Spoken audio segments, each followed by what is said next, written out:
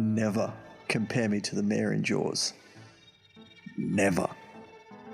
You're listening to They Came from the Silver Screen.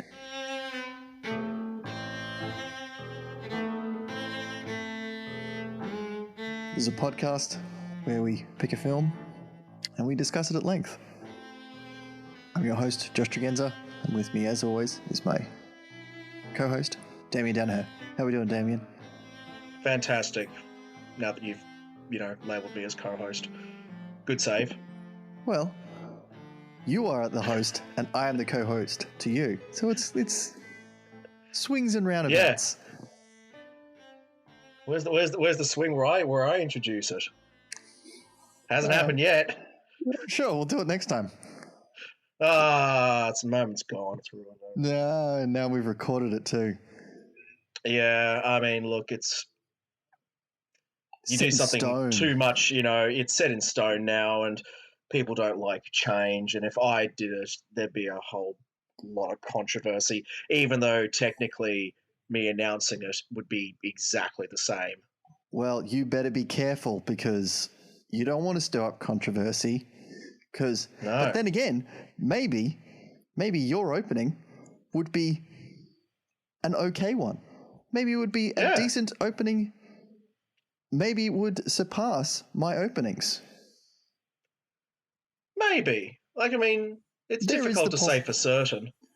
Some, would probably argue that both of the openings are perfectly fine and stand on their own,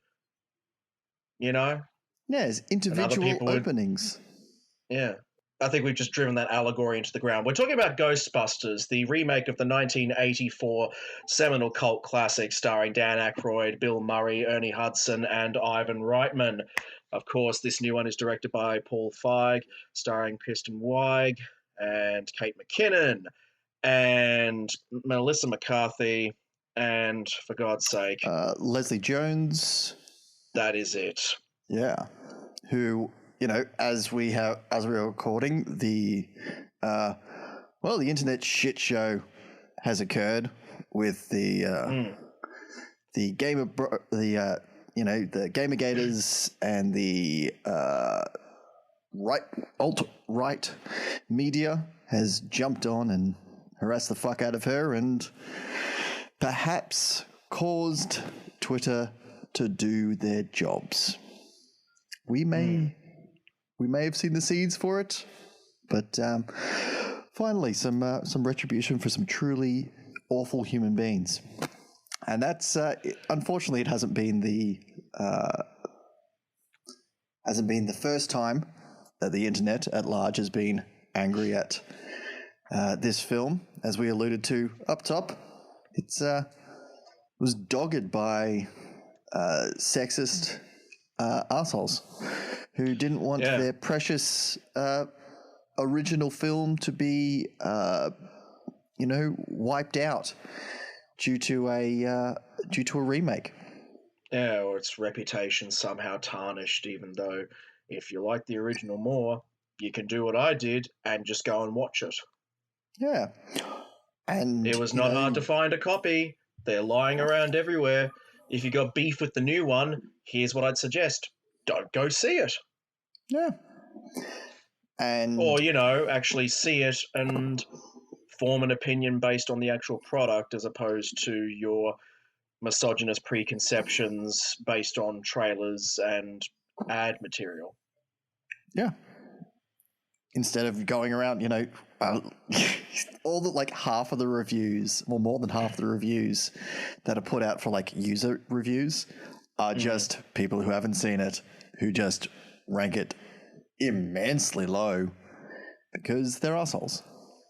Yeah, it was like when the Nolan Batmans were coming out, like Dark Knight and Dark Knight Rises and everything like that, and they actually suspended user comments, I'm pretty sure, just because people were getting death threats for taking Nolan's supposed masterpieces away from the chance of getting 100% on the revered tomato meter, which in 2016 is of course the name given to what most people now use as a critical barometer for watching a film. God help us all. Oh, and those numbers count. They really do. Yeah, I mean, Yeah. in movies and games especially. Yeah, God forbid an individual choice of... Fun fact there, I mean, most gaming designers have written into their contract that their game has to get a certain percentage score on Metacritic. Oh, they're like Uber to get their drivers. bonuses. Yeah, if they Yeah, go below basically. a certain score, then they get thrown out of the industry. Doesn't matter who they're sleeping with. Or not sleeping with, you fucking asshole gamergators. Oh, I feel God. like I think most of them just have never even seen a woman apart from their mum. Oh, and they obviously have some deep-seated issues with her, so, you know, they just have to naturally assume that every woman is like their mum. Yeah, just like that's my argument. It's my hypothesis, my little theorem there. But what actually, you know, we're speaking about it, and in fact, the film itself kind of got into it as well. It's perfectly fine. Yeah, well, the film is perfectly fine. It even like tackles some of the issues surrounding it, like not heavily. No, but a few little winking nods here and there. They're looking at the YouTube comment, "Ain't no bitches gonna catch no ghosts" and things like that. And audience I was with gave a knowing laugh. So I mean, it's a crowd that understands the vitriol that's been directed towards this film. But this is a Tuesday night, and it was close to capacity. So you know what? Wow, it's doing business. That's pretty good. People want to go see it. Well, that's like a week and a bit after, almost 2 weeks after initial screening. That's pretty decent. That's pretty decent. No. There's a ton of films that would be more than happy to get that kind of, viewership. So, I mean, I suppose the thing I sort of want to try and dissect here is, I think probably one of the main issues I have with the film, which is that I don't think it quite knows what it wants to be. Is it a reboot? Is it a sequel? Is it a remake in a parallel dimension? But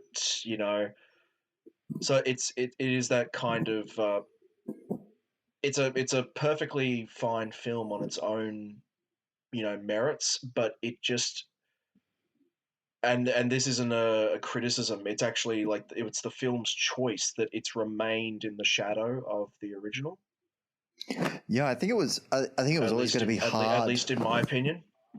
Yeah, it was always going to be hard not to get out of it, because it is, the original Ghostbusters is a classic. It does.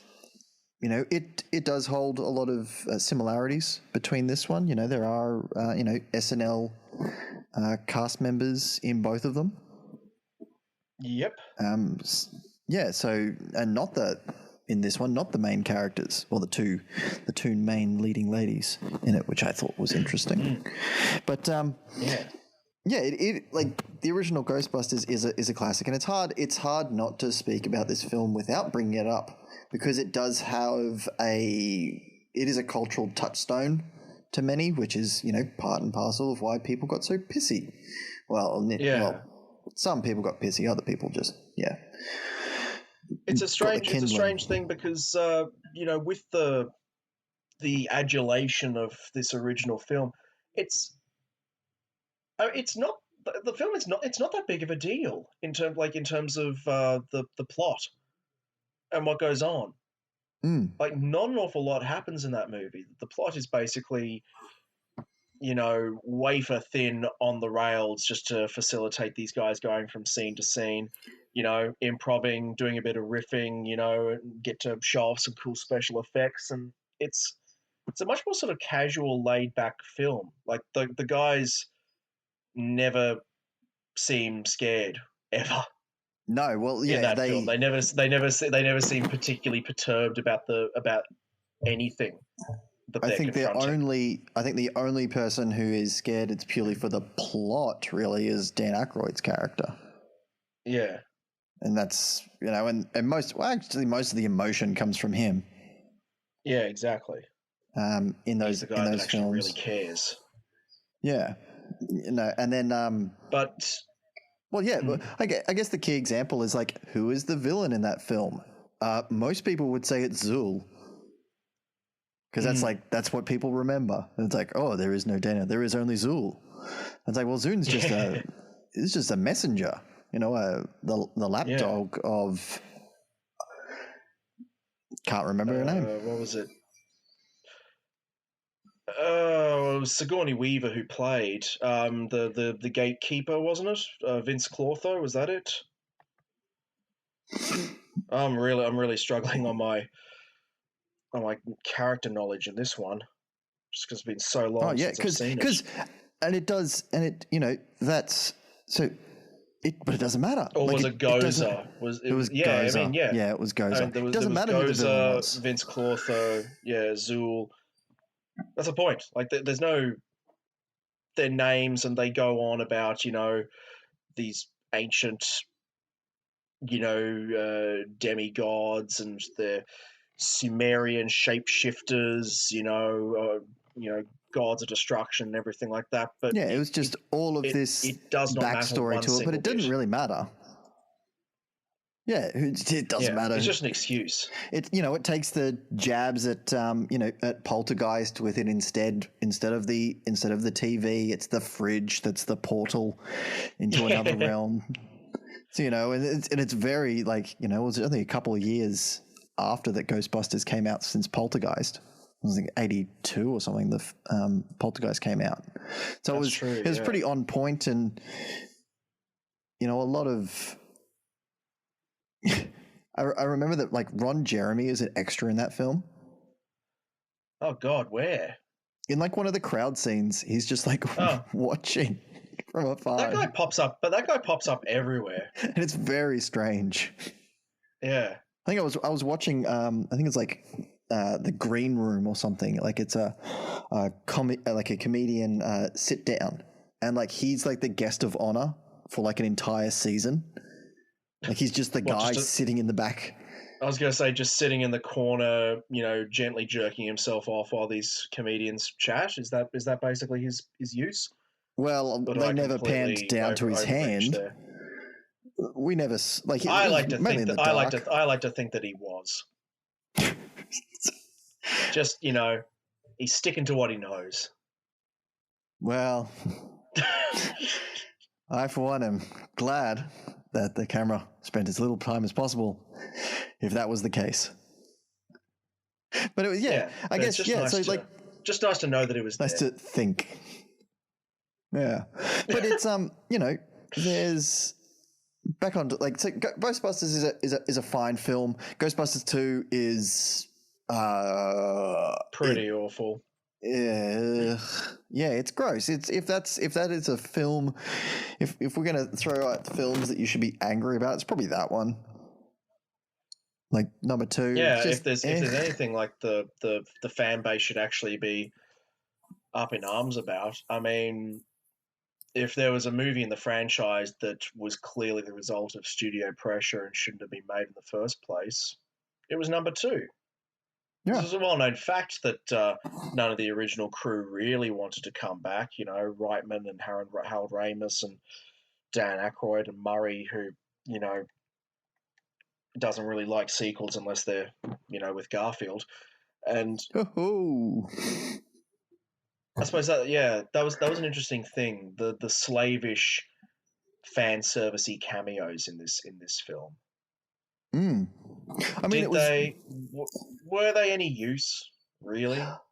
Apart from actually just giving the audience a moment of, that's nice. They're still around.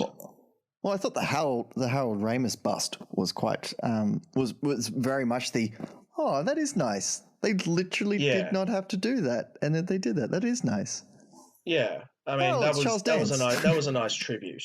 Yeah, yeah. But I'm not really sure why Bill Murray needed to play the debunking character. Yeah, well, that character whatever his name was, didn't need to be part of it, really. I mean, yeah, I think it was just like his character didn't accomplish anything.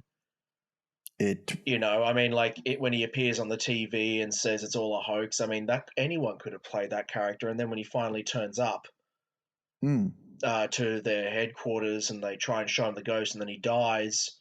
I mean, plot doesn't go anywhere because of that. No, it actually left like hang on, are they implicated in his murder now? His murder, yeah, sort of raised a plot question that the movie basically just chose to ignore instead of answering, which I was cool with. I was cool with it. It's like, all right, cool. Yeah, of course you don't want to go wrong with it because it is just a cameo role, and in most comedies, whatever happens to a cameo doesn't really matter. Like, who cares? Yeah, this is true. I guess, yeah, it seemed like a strange thing. Like, yeah, you wanted to put in Bill Murray. Yeah, he needed to be a somewhat larger role than the rest just because it's Bill Murray. And Dan Aykroyd's got a busy schedule of selling alcohol. Yeah, he's got to get his vodka out to the masses. Yeah, and they've got to make sure that is doing to. Well, no, it's just contractually obligated that he has to come in way later than he really should. Oh God, they never gave the black character anything at all. Yeah, I mean, do you see all the video games and all the comics and all of the, animated shows? Never. Ernie Hudson's character never in there. Never in any of them. It's like he knew all that extra property was going to be shit, so he just chose not to. Yeah.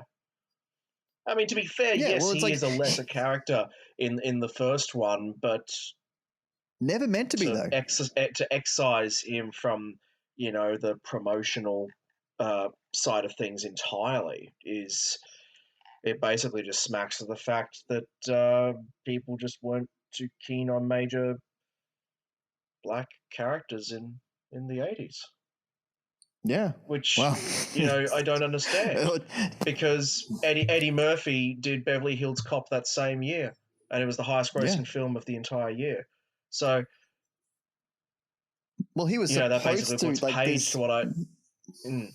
Yeah, it's rumors that he was supposed to be, Ernie Hudson's character, but there are also conflicting reports that was the case. But it was Ernie Hudson also got shafted from it because he wasn't able to get any jobs afterwards because everyone thought that he was a comedian after that because he was in Ghostbusters.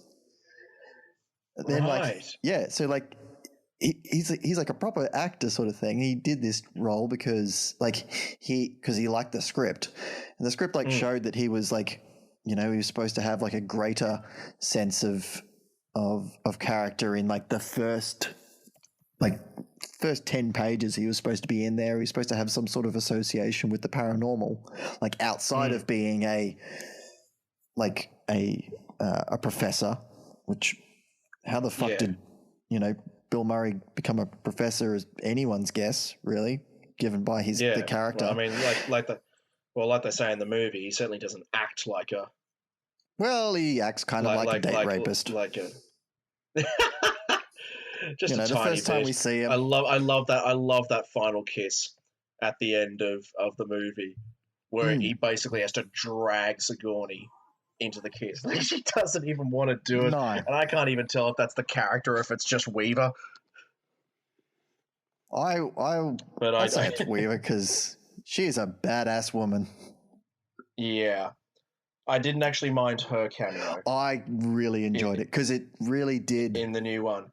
Yeah, because she plays against because it made sense Yeah, Mm, who immediately I'm just going to put out there is the absolute standout of that film absolutely. I've really enjoyed pretty much. by a country mile,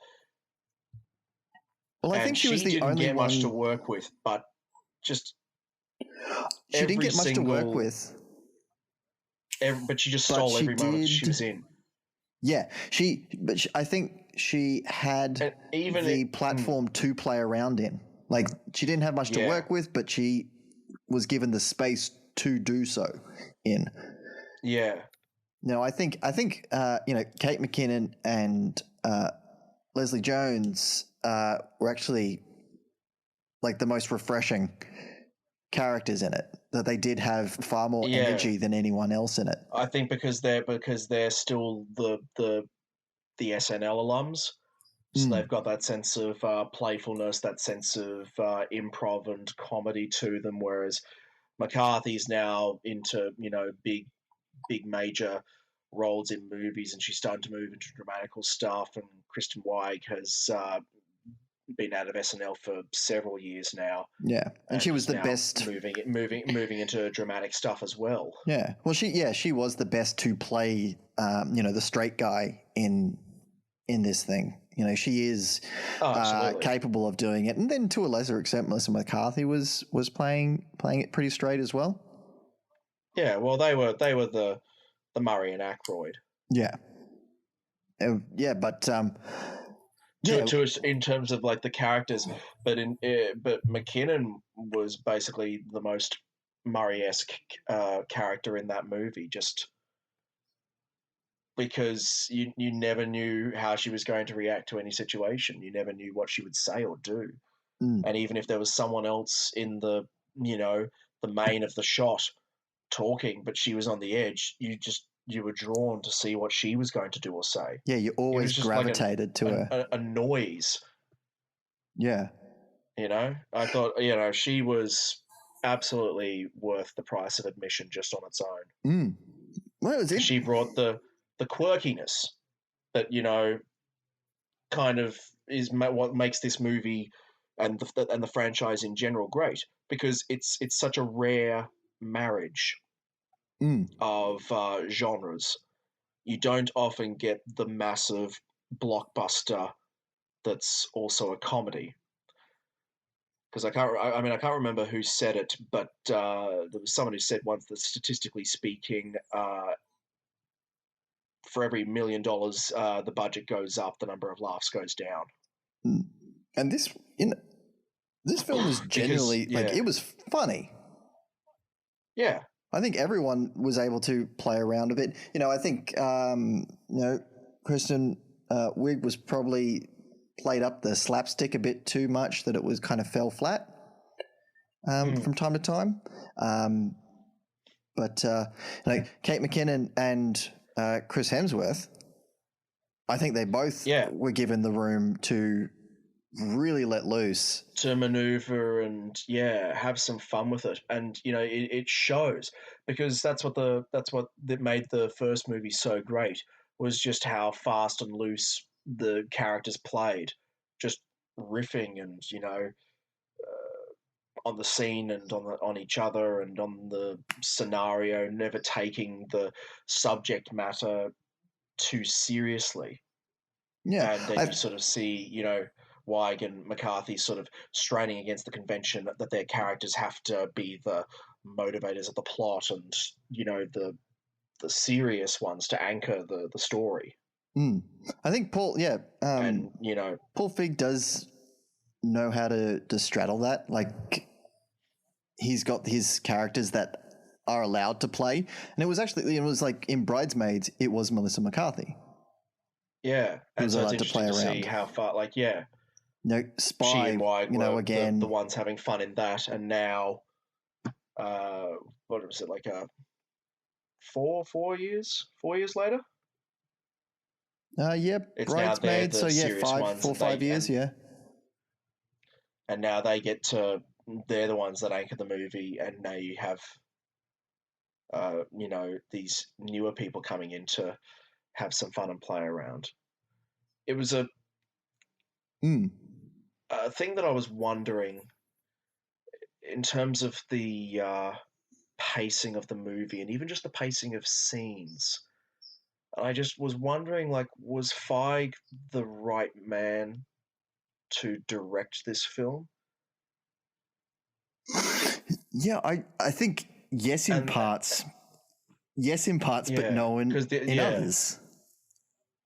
I think I, you can see where his strengths are. His strengths are in the repartee and the banter of the characters, but as soon as he has to handle the more heady stuff and not to diss the special effects or anything, they were perfectly fine, they were serviceable, they were slightly cartoonish and unreal, just like the original, and I yeah, don't have a problem with how over the top they were, but just there were certain issues with pacing just in the edit that it just felt like certain scenes dragged slightly. I think a lot of it happened in the third act too, which is it was Yeah. very much. I actually quite enjoyed the little fight montage that they all had. Oh, But I mean, I that think was that was actually surprisingly well done. I think it was brilliantly choreographed. I think it was pretty like it could have been anyone doing that. It didn't. But that's the thing. Like, was that Feig or was that just whoever was on second unit? Yeah. Directing that particular scene. Mm. And yeah, given that it's a fair amount of that is special effects in it all. So how much Yeah, how much would have been taken up by Feig? Yeah, I wonder whether another director should have come on board with him to do these sort of things, and it kind of makes me wish that there were more collaborations of directors. So that yeah, these, for films like this that do straddle multiple genres, that each director can kind of take their strengths. yeah. It is a curious thing that it doesn't happen, more often. It's a funny. I always remember the story. It's almost become a bit of legend now, but people swear that it's true. That on the Star Wars prequels, Mm-hmm. George Lucas actually asked the British playwright David Hare, a very well known and critically acclaimed uh, playwright, to come in, polish his script, and direct the actors Really? in the movie, so that he could focus on the the visual direction and the special effects and everything like that. Mm-hmm. Because he said that's not my forte. I want someone else to come in and give me a hand, and Hare said no. So Lucas did it all himself, and the rest is history. Yeah, it's kind of showing. Well, just a bit. Just a I bit. mean, he was always very.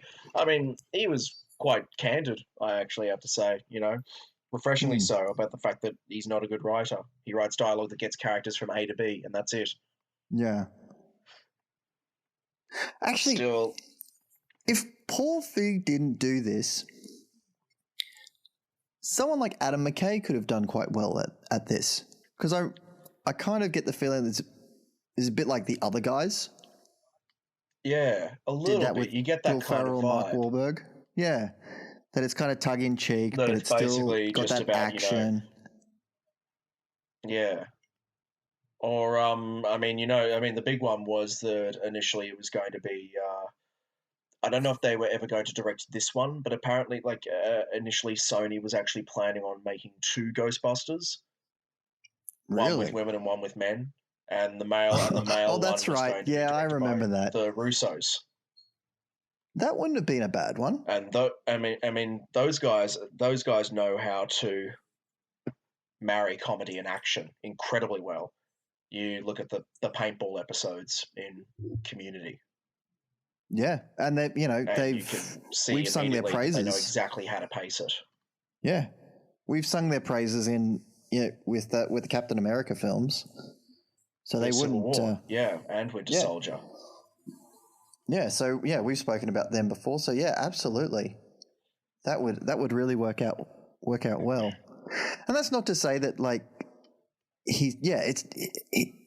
Paul Feig hasn't done a bad job. It's just I think we've actually, like, in the past few episodes we do start talking more about what a director could have done better. Yeah, we've done that a few times now. Yeah. Yeah, because I guess it's all of the actors are doing their thing in this. Andy Garcia is bloody brilliant as the mayor in it. Yeah. Another SNL alum is was it Cecily Strong, who's the mayor's assistant. They're kind of, and those two roles are fairly important in like the Ghostbusters mythos. Universe Well, the mayor's always been, with the first one, he was he's helping out because the EPA was the bad guy in it.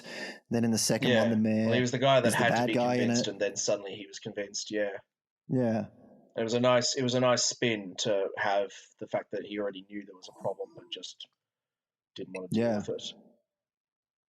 Yeah, and then you've got Michael Kenneth Williams in it, and Matt Walsh as the agents. They did. There's no reason why they needed to be there. Anyone could have played those roles. There's nothing that they did that you're like, only Michael Kenneth Williams could have done that. So I mean, I don't know. No, sometimes a paycheck is a paycheck, man.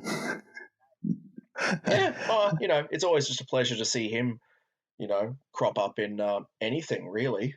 Yeah, the more the merrier, really. And that goes back to just like anytime I see like an HBO character actor, appearing in a big movie, I'm always happy. Yeah. Which is funny because Ernie Hudson sort of had one of his big dramatical comebacks was playing Warden Leo Glynn for 6 seasons on Oz. Yeah, that's right. God, that was a good show. That was his sort of. Oh gosh, yeah. Fuck Orange is the New Black. Oz is the way to go. That was the other way of it. I actually started watching Orange is the New Black. Not bad. Yeah. Not a bad show. No kidding. Yeah. I mean, I'm sorry. I say that facetiously. I'm basically the faceless internet trolls that love my male prison drama from the early 90s and just can't be bothered getting into female-led prison drama in the millennials. Well, God help me. I'm going to have to do it now. Otherwise, I'm just a hypocrite. You won't be disappointed. I'll tell you that much. There's no J.K. Simmons in it. But, it'll do in a pinch. It's hard. It's hard to replicate a character as amazing as Vern Schillinger. Male or woman, it doesn't matter. A good character like that just comes once in a blue moon. Oh, he's fantastic in it. I suppose what I'm wondering is if, as it seems quite inevitable, that there will be a sequel. What will they? What will they do? Because I mean, we've seen how badly a Ghostbusters sequel can go when it's forced. Yeah, well, I feel like this. I feel like Ghostbusters 2 was forced after the fact. Yeah. Well, it was 1989. It was a solid 5 years down the road. Yeah, but it was like meaning that like after the first Ghostbusters happened, that was like, oh, we've got to do a sequel now. Whereas this, and it didn't really feel organic, like a sequel being organic. Whereas, as is the nature with a lot of films nowadays, it did it's allow. It's about the world.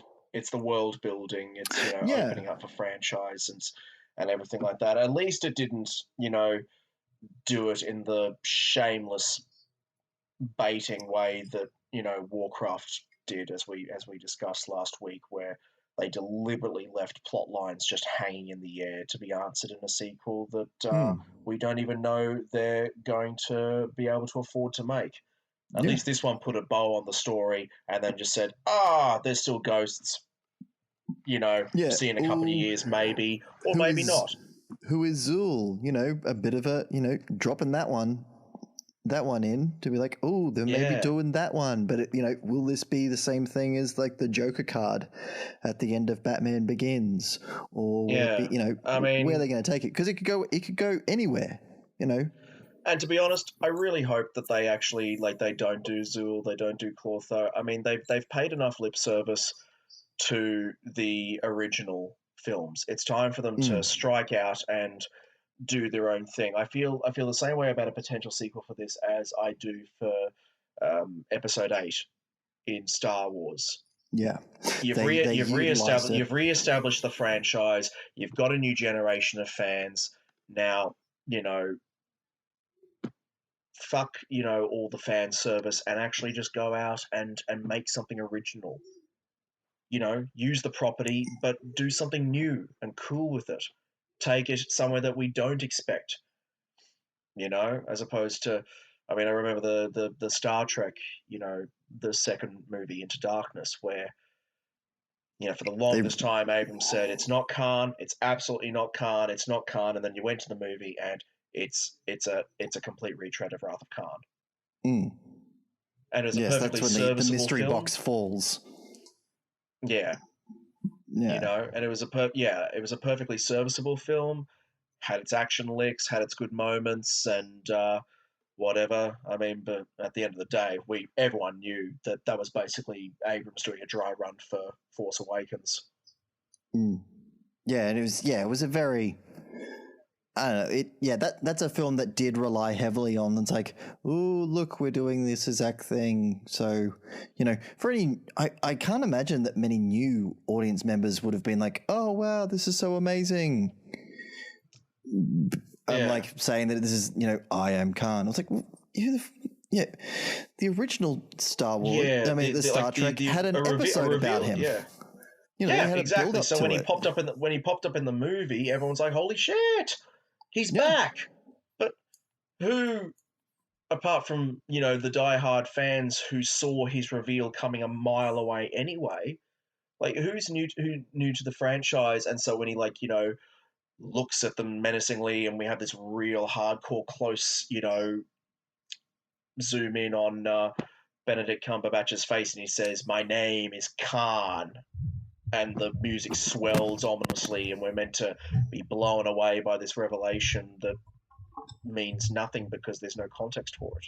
Yeah. So hopefully there's nothing like that. No, they bring in Rick Moranis in, and Why not? he becomes the villain or something like that. That would be silly. Though I'm sure Rick Moranis would enjoy being back on screen. I don't know.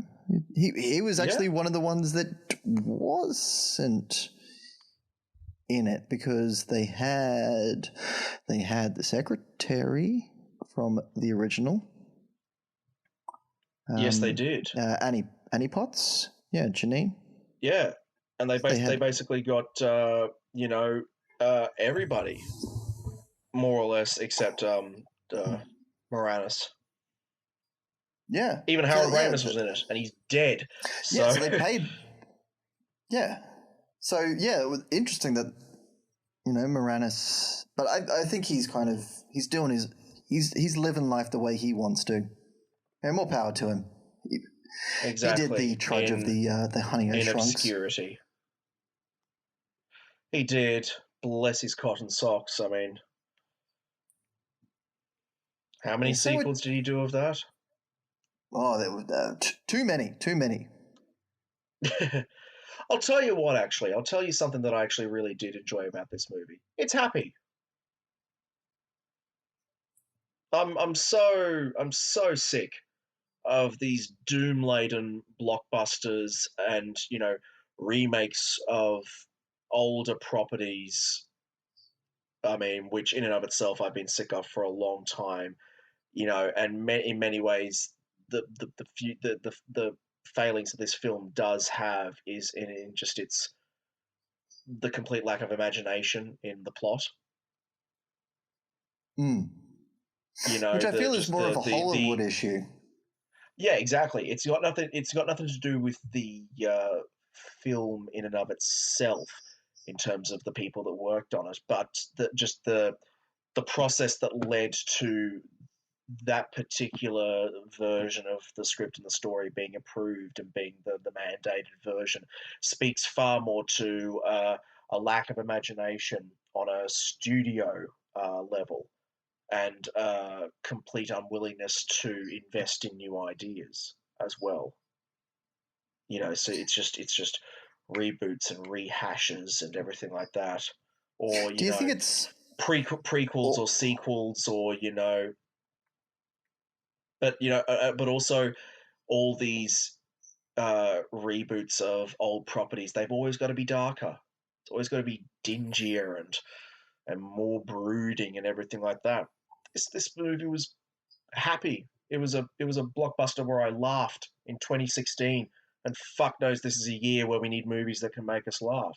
And on oh that front, I actually found it to be an absolute pleasure. yeah, absolutely. Like, and I feel some of the issues with like the plot and the writing itself. I think it may be because of Katie Dippold's she just maybe hasn't found her footing in it. Like she did Parks and Rec, then she Yeah. did Heat. That was one of the bigger of the films that she was doing. I think that was one of the big. That was the big her big silver screen debut, which I never saw the Heat, so I couldn't No, say anything neither did about it. I, but it went, but apparently it was incredibly financially successful. Mm. Well, yeah, and So it's I mean, and and that's I'm another McCarthy film. But yeah, I wonder if it's Dippold just finding her footing and if she is on for the second Ghostbusters, that she starts to play more with with the fertile ground that she has, much like the actors involved. yeah. One thing I'd like to see in a potential sequel is honestly a bit more of the humor that Feig had in Bridesmaids.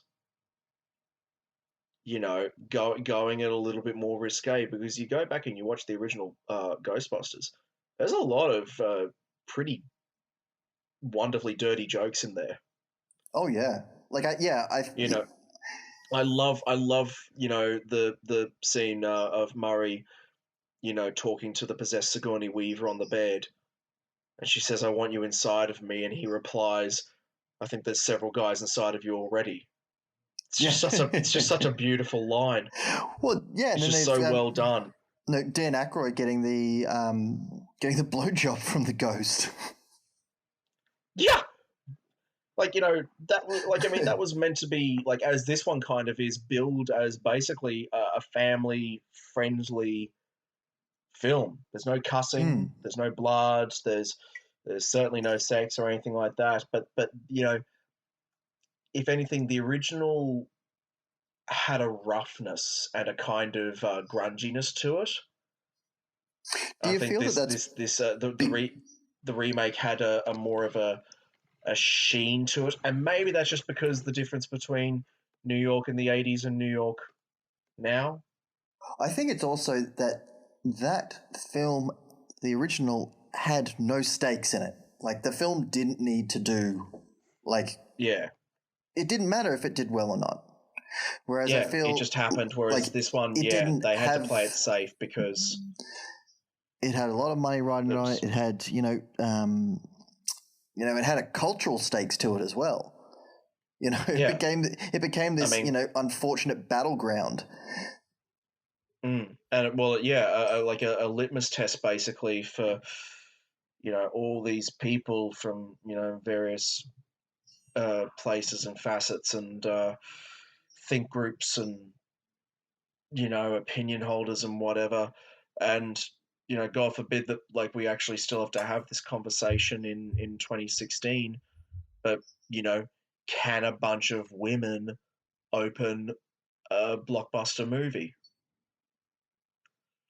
Which I find to be endlessly ironic, because Sigourney Weaver proved pretty hardcore with Aliens that a woman can abso-fucking-lutely open a major action blockbuster movie.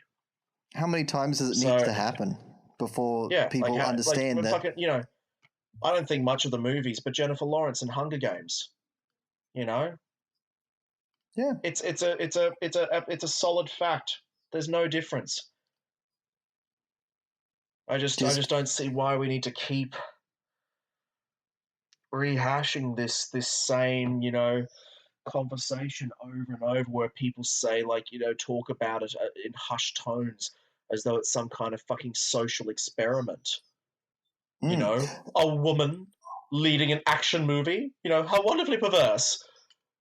Oh, but the toys, the merchandise, whatever will we do with that? They won't sell. We can't do this.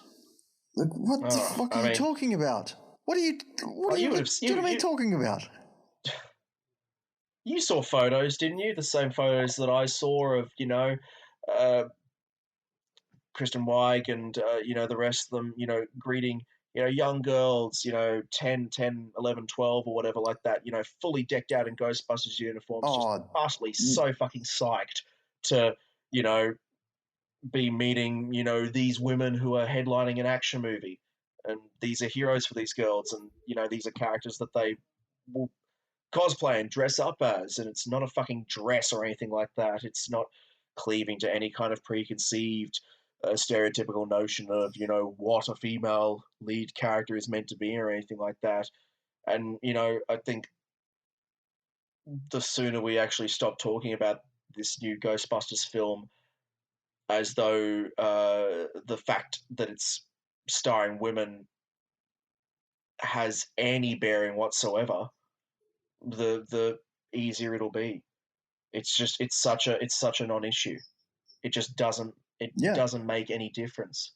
These are comedic actors that, regardless of their gender, are at the top of their fucking game. And they're in a movie, and it was perfectly decent. It had multiple laugh out loud moments. They, acquitted themselves perfectly fine in the big action scene. I just don't understand. Yeah. I'm getting fired up, but I cannot fathom why this is still a conversation we need to have.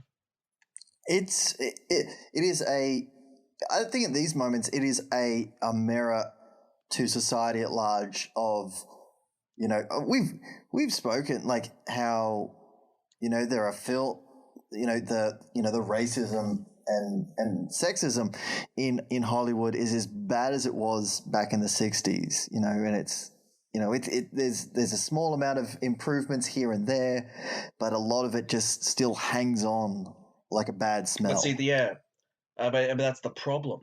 The improvements aren't just improvements for improvement's sake.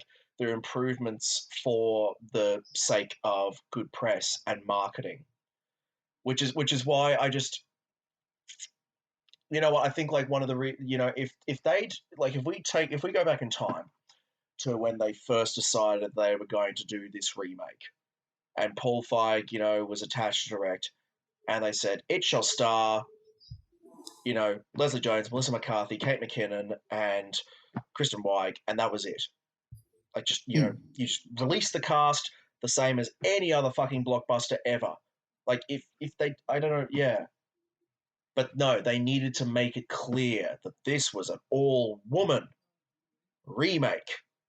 Look at us. We're Hollywood, and we're going to get dragged kicking and screaming into the 1970s if it kills us. And yeah, it was just it just seemed like such a shameless chest-beating moment for, a bunch of faceless old white men in suits to say, look at us, we're hip, we're cool, we're putting chicks with guns in movies now. Yeah, we're definitely not sexist. No, not at all. Oh, heavens, we're not. Yes, we're not sexist. We have, we're not racist. We have black friends. It's like, come on, guys. Yeah.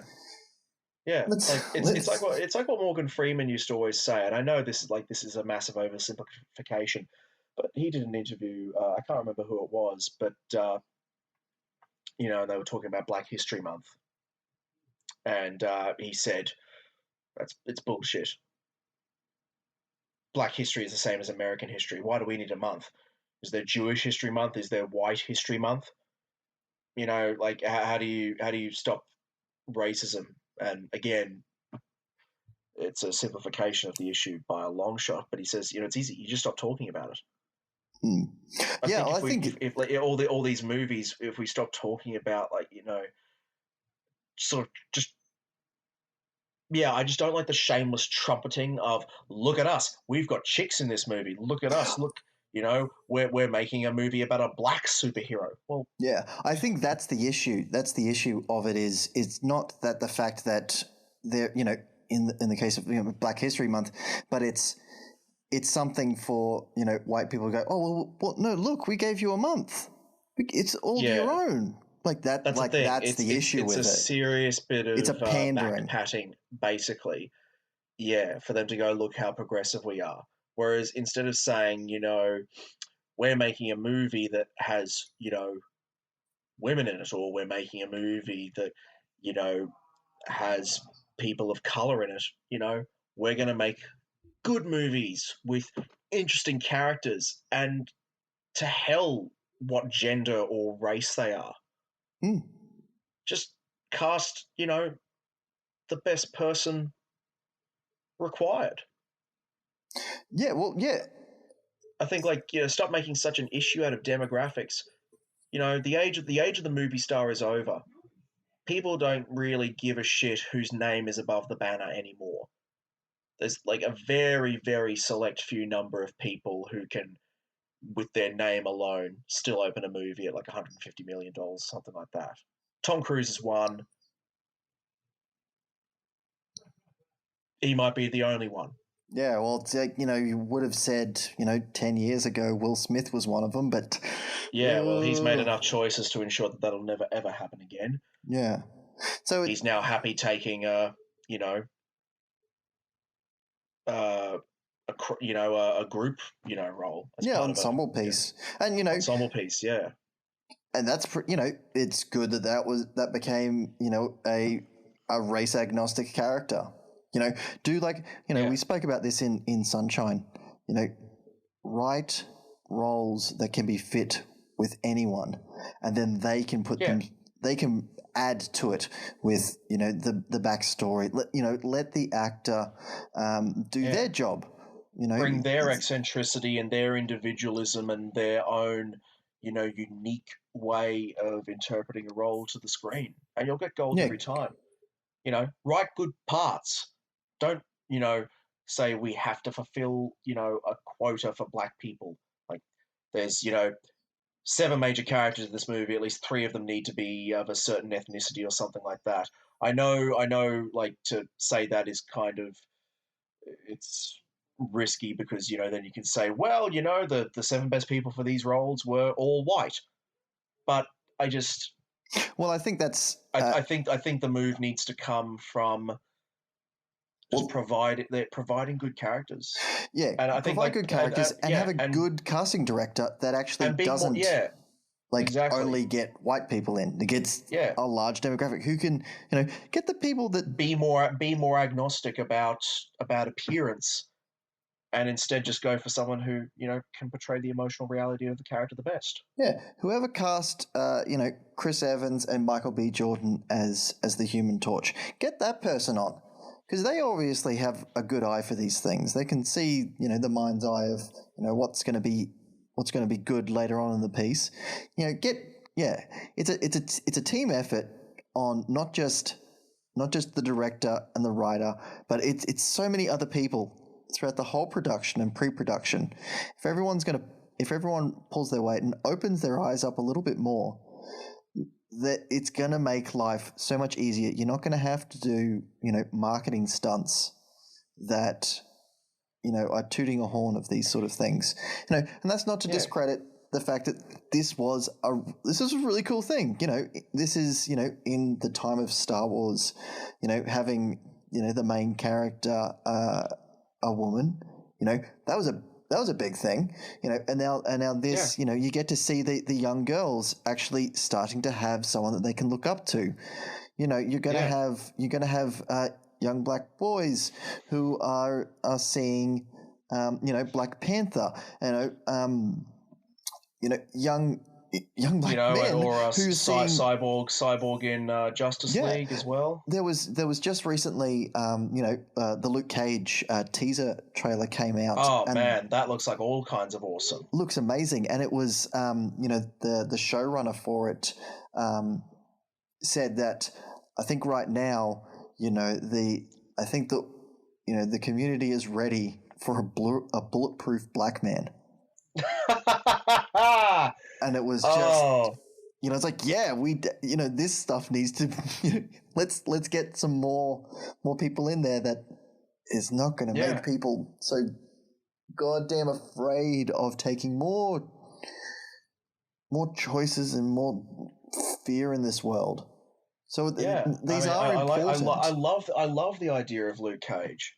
Yeah. As a comic book character, he's fantastic, but just as a character for the here and now, he has, in spite of himself, this is a character that has some serious, real socio-political relevance. as a strong character that has a sense of social justice and wants to make the world a better place, that doesn't back down to interlopers and aggressors. Yeah, this was you see that the advent of the Wonder Woman film. You see Brie Larson, Oscar winner for The Room. Absolutely incredible actress who's just been announced for Captain Marvel. It's slow. It's slow goddamn going, and it'll be another decade at least, I think, before we really start to see some true gender and racial parity even begin to really manifest in the industry. In acting, let alone in the other facets of the industry, directing and writing and producing. Oh yeah, that needs to be changed up. That's a hell of a long game to play, but when it's the money involved in it all. But movies like these give me hope. Yeah, that we're at least starting down the right path, and enjoyable, and they're fun. They're great movies. I mean, like if the way we've sort of spoken about this tonight has sort of seemed a bit, what's the word? Unenthused or underwhelmed.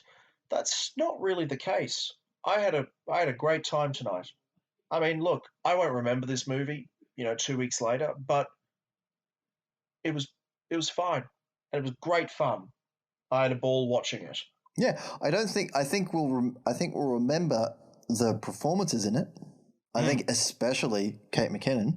Yep, preach that girl until the end of days. I love her. She always plays the strange in SNL, and she's just brought that over, and it's brilliant. Yeah. I'd love to see her character get fleshed out a little bit more in the sequel. Not too much, because she operates best at the peripheries. Well, yeah, I guess, in speaking to that... It's what I would call the Jack Sparrow syndrome. Yeah. Well, she was supposed to be... I think, Sony stopped Feig from saying that she was actually a lesbian. Oh, in the movie? In the movie, yeah. Because the character is set to be that. And I was like, well, that's... Well, I thought that was kind of obvious, but, I guess you can't come out and say it. Can't, but, you know what, shit, baby steps. Yeah, well, let's do it in the next one. Come on, guys. Yeah. They got time. Baby steps. But yeah, that is, it's a perfect example of it's the people with the money who get the cold feet. Allowing a a production team to do their job and do their job properly with, with not too much oversight is helpful. And I think it's true of the original Ghostbusters, and I think it would be true of this one as well. It was unfortunate that it did become the battleground that it did for various things. It became a banner movie for gender politics, and so unfortunately the story and the movie itself almost got left by the wayside. And I mean, it's endemic in the sense that we've actually probably spent more time talking about the politics surrounding the film than the content of the film itself. It's very hard not to, though, and that's the unfortunate thing about it. But it does need to be spoken about. I think. I think it is a singular fact that movies like this at this point in history in Hollywood and in just the progression of film politics in general, they are going to be battlegrounds for people to plant a flag, for people to have a moment where they can be progressive and they can move towards a better and more ecumenical presentation of everyone in film. But at the same token, you're going to have these assholes that come in, same way Mad Max, had all these fucking, oorah motherfucking blokes come in and say this is an anti-male film, as though any film could possibly be like that. Yeah, I mean that's a whole other thing for to complain about later. But that was one of the more hilarious and misguided criticisms I've ever heard of a movie ever. But it's also an excuse for a studio to plant a flag and say, look how progressive we are. Yeah, and it's for better and for worse. I mean, look, I perfectly respect that you want to show that you're doing the right thing, but when your ethical trumpeting overshadows the movie itself, that's when it becomes a problem. Yeah, do it more than you show it. Yeah, exactly. Because I would argue that just by the sheer existence of the film, you've already made your point. You don't need to keep just beating that horse until it's dead.